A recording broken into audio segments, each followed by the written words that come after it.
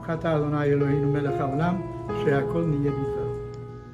I really don't know why I thought about it, but this is what I thought a few days ago about how we celebrated Sucot some months ago.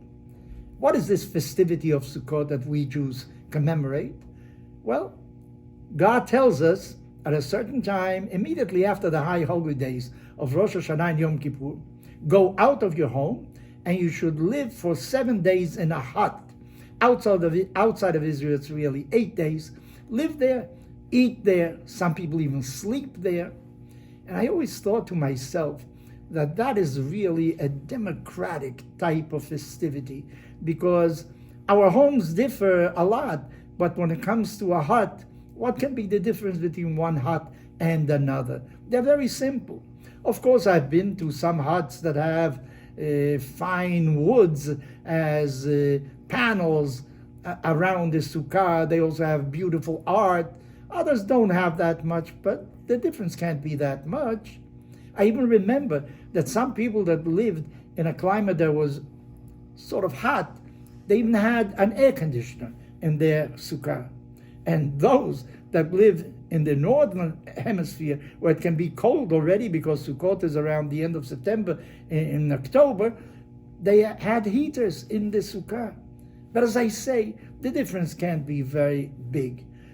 It is a democratic type of festivity. And then again, you go to Israel and you see how buildings are built in such a manner that the balcony of one floor is not below the balcony of another. The balconies are really built on a slant, so each one has direct contact with the sky, because a sukkah must be built under the sky. It can't be built under any place else, and under something else. And you also see people walking around with their symbols, which are the etrog, the lulav, in the streets. You feel there's a festivity going around at that time. I remember that this year, I was invited to the house of a son of one of my friends, and I walked through a house that was really beautiful, exquisite, marble floors, paintings of very important artists there, an enormous garden in the back with a swimming pool, and toward the end of the garden there was a hut, the sukkah that he had built, and his wife had insisted that he build it himself so that he get the feel really of the festivity. Well, we are Venezuelans, so we made a lechaim, we had a little bit of liquor, and we spoke in the sukkah for a little while, reminiscing about the good days in Caracas, about our families, about friends, and so on. A couple of days later, one of my grandsons did something similar in his sukkah.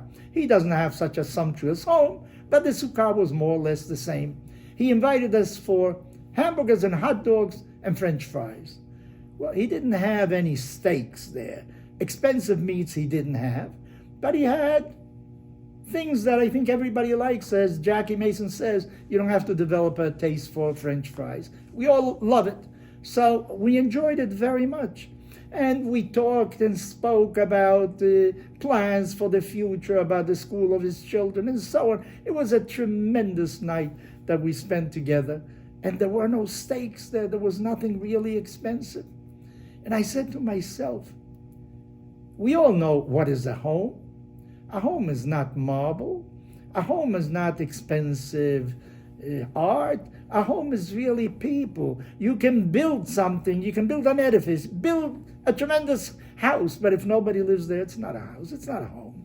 Not at all. It's we people that convert some kind of edifice, some kind of construction into a home. It can be really a sukkah. It can be anything elementary. But when you relate with other people, then it really becomes a home. And Sukkot is the festivity of major happiness according to the Jewish calendar.